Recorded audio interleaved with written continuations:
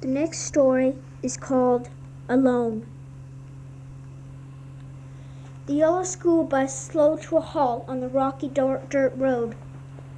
Two kids got out of it. One of them wore a black and red sweater with blue jeans, and on his back was a dark blue backpack. His name was Frank. The other boy wore a blue sweatshirt with black pants. His name was John. The bus slowly turned around back onto the pavement as it clambered along. The boys stood in silence as the bus drove away, spitting clouds of dust behind it. John turned to Frank and said, "Frank," he said, his blue eyes staring into Frank's. It was a strange, eerie glare. John's lips trembled. His face was straight and serious. "Frank, I've got something to tell you." John swallowed. "Frank, I'm running away from home." Frank paused, terror filling his soft brown eyes. Frank stared into John's eyes. It had a far-off, crazy feeling about him. Are you crazy?" "Frank, listen to me. I want to go with you." Frank's thoughts were drained out of him. His voice felt weak and sore. "If you don't want to go, I'll go alone." Frank hesitated. His heart started to beat fast. His thoughts filled with panic. The words suddenly rushed through his lips. "Yes, I'll go," said Frank. "Frank, I'm leaving tomorrow at 3 o'clock in the morning. I'll meet you right there at 3:15. Bring your bike." The two boys walked home, each following different roads. Slowly Frank woke up. He looked around only to see total darkness. He was sore and tired. Quietly he put on his clothes. Then he silently opened the front door. A cool gust of air greeted him, and then he walked towards his bike. The gleaming metal somehow welcomed him. He paused, not quite sure what he was doing. Then he got on his bike and rode to the bus stop. Frank had waited for John for quite a long time. Then a black figure appeared in a very dim moonlight. Then the figure walked closer, and he noticed it was John. Then John walked over to him. On his back was a large backpack. "I guess we'd better get going before the sunrise," John said, climbing onto the bike. John took Frank on a long, deserted road leading to the foothills of the mountains. It was a very long road, about 7 miles long. The road was rocky and uneven. As the long, tiring hours passed, they came closer to the distant foothills of the mountains. Their houses were far behind them. The lights of the town glowed dimly. Frank felt strange, knowing that he may never come home. Finally they reached the foothills of the mountains, the small green junipers speckling the high hills. John suddenly paused, as if to think. He got off his bike and then said to Frank, "We'll leave our bikes here." Frank put his bike down and followed John. John led him up a steep hill. It was a very steep hill, the kind that you have to dig your fingers into the ground to keep from falling. As they climbed higher, the risk of falling and dying became greater. During the day, the boys slept by a huge frozen waterfall. By now they had traveled about 11 miles. The boys started traveling again by nightfall. The stars and the moon shined brightly through the darkness. The boys stumbled on climbing the huge ice-frozen waterfall. It was a dangerous climb. One slip in the darkness might kill you. All of a sudden, John called for help. Frank looked back, squinting his eyes in the darkness. He could hardly see John's silhouette. Somehow John looked like he was floating, dangling on the edge of a cliff, like in a strange dream. Then John's hands let go. Frank stared in horror, turned running blindly. It was like a nightmare, so horrible to be true. Frank ran as fast as he could, his legs springing to the air in big leaps, and his eyes darting around only to see the horrible darkness. Frank suddenly woke up, sprawled on a large rock, startled by the winter bitter wind. He climbed down the waterfall, dizzy and confused. There, on a large boulder, lay John. Blood ran down the rock, dripping into the snow. Frank went by him and shook him. "Johnny! Johnny, oh God! What am I going to do?" John lay still. Frank let go of his grip and stood, his eyes widening. Frank hadn't realized it. John was dead. Frank filled with panic. "No, it can't be true," he thought to himself. It was just so horrible to be true. It was like in horror movies, people finding dead bodies. During nightfall, Frank set out again. He thought about John constantly. It was something he couldn't forget. As Frank trudged along the hills, he thought about his future. If he would die in this mountain too. As the days went on, the mountain became harder to climb. The cliffs dropped 100 to 180 feet with their rugged, sharp rocks sticking out of the sides. One day when Frank was climbing, he came to a particularly high cliff, and it was a few feet jump to get to the other side. Right at that moment, a bobcat leaped out of the bushes, its red, evil eyes glowing, its sharp, vicious teeth shining. It leaped right at him, knocking him to the edge of the cliff, digging its teeth into his cheeks. Frank lunged forward, screaming in pain, grabbing the bobcat's neck. The bobcat slashed Frank's hands with its sharp claws. Frank clung for his life, his hands gripping the sharp edges of the cliff. There seemed like there was no hope. His fingers slowly inching away from the cliff, inching away to a horrible fate. Mrs. and Mr. Runt were losing hope that their son, Frank, was ever alive. It had been 3.5 months since he was missing. Search teams had been put, but nothing had been found. A miracle would be their only hope. Frank suddenly remembered the pocket knife in his pocket. Desperately, he stuck his hand deep in the pocket and pulled out a shining knife. He quickly stabbed the bobcat in the throat.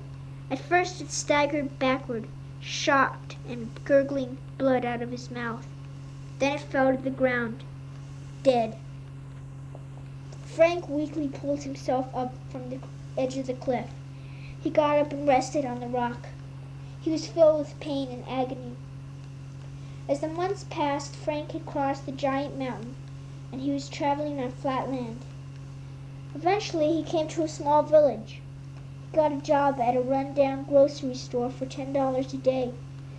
He enjoyed the quiet, friendly village. Years went by, and Frank was now 15. He lived in an old small hut that he built himself. Sometimes he'd stare towards the mountains and feel lonely, but he knew that going back would be almost impossible. The long summer days went by.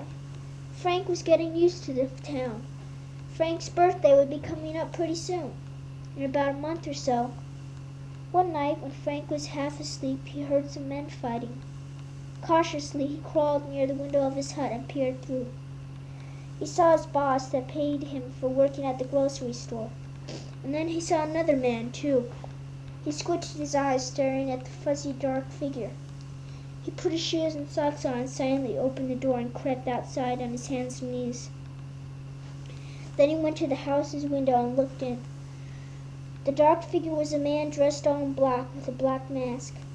In his sweaty hands he gripped a long knife. Frank then looked at his boss. He was still half undressed, and his bare feet and his eyes were full of terror.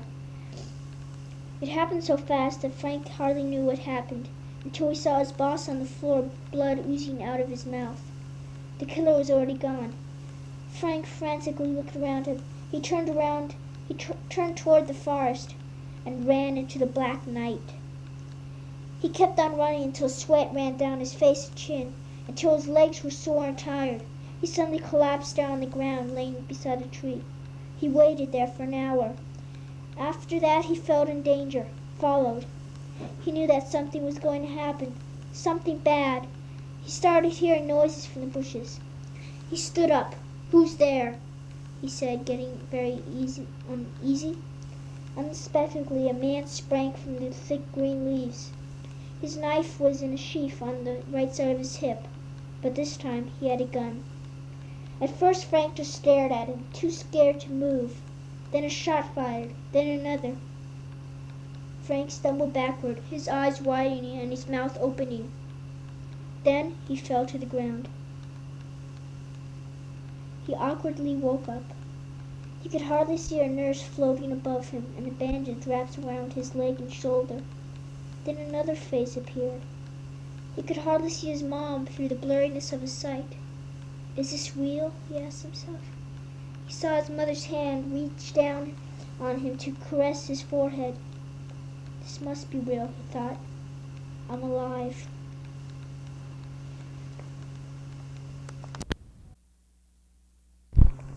The next story is called Wolf. White dots of snow speckled the gray, foggy sky and fell softly and silently on the moist, cool ground. A faint, steady breeze blew the snow-covered trees back and forth, dropping snow from its frozen branches every few seconds. A dark gray wolf trotted through the 12-degree air at an unsteady pace on the great moorlands. Its dark fur was wet and shabby, with dry blood scattered about her thin body. Her small, weak paws sunk down in the hard, crusty snow, making an accurate trail of footprints behind her. Then suddenly the wolf stopped trotting and stood there, staring into the vast wilderness ahead of her. Some ways further in the distance she saw a hunter with a dark coat. Usually she would have ran as far as she could go from the hunter, but this time she could not. She was not ready to run. She just stood there watching. She saw a rabbit running. Then she heard a shot, a loud, powerful shot. The fleeing rabbit fell to the ground, screaming in pain and agony. Then it stopped and lay there, stone dead. The hunter's mean, savage dog went out to retrieve it. The wolf could not stand it anymore. The rabbit meat was right straight in front of her. Her strong, healthy heart beat against her chest. She had time to get the rabbit. She raced to the dog, galloping at an incredible increasing speed, as her eyes flared bright orange like a flame that had been freshly lit. Her legs launched off the ground with a powerful thrust of strength and flew through the air, her powerful claws stretched and her sharp razor teeth shining pure white, landed on the dog's back. She viciously ripped and tore the rabbit out of the dog's powerful mouth and speeded away. But the dog ran after her, barking in anger and rage, and gripped her neck with his sharp teeth. The hunter was watching this and carelessly shot a stray shot into the two fighting beasts. The bullet sped past the wolf's eye and hit the dog's chest, and it fell to the ground. The wolf galloped off. The wolf went behind a tree, weak and wounded, had some of the rabbit, and went to sleep. The rabbit meat only lasted a few days, and it was difficult to find food in the bitter coldness and gusts of wind. She fed on sour berries for 2 weeks, and she got skinnier and bonier. She was dying. After a month, she finally dug a den, a cold, soggy den, but that was the best she could do. Finally, she got tired of the den and went to a nearby tree. She rested there for 2 days, cleaning her wounds.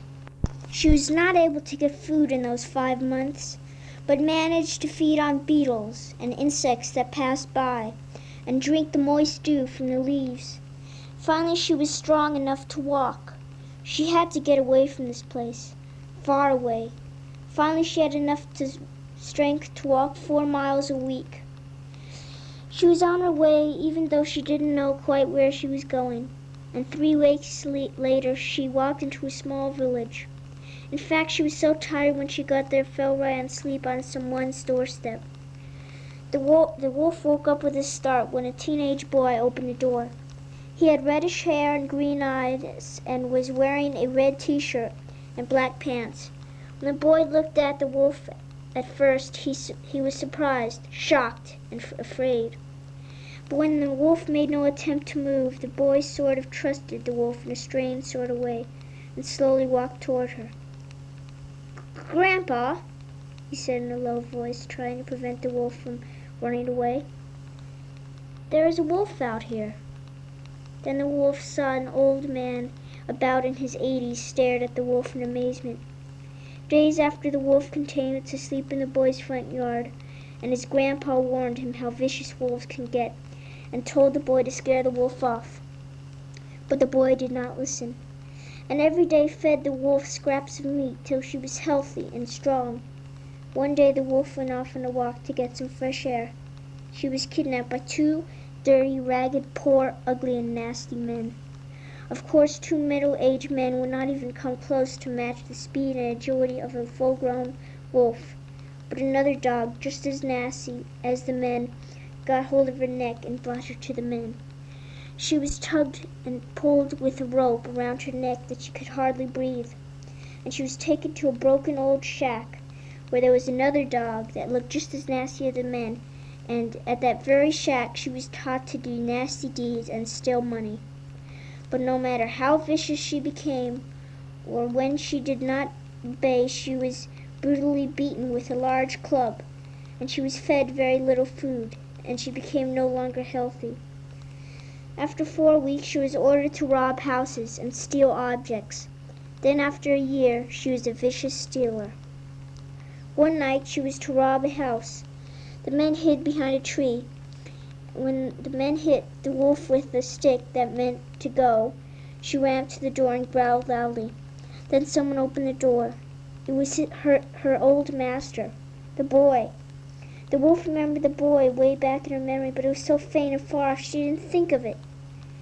Before the wolf realized it, 3 shots entered her head, and the nasty men ran off afraid they might get caught. "I told you it was vicious. I told you someday this would happen, but you didn't listen," said the boy's grandpa as the boy cried. "That's why I had to shoot the beast. If I didn't, you'd be dead." The night went on silent and still. But in the night the wolf was still alive, gasping for breath, and crawled to another house, and there she died.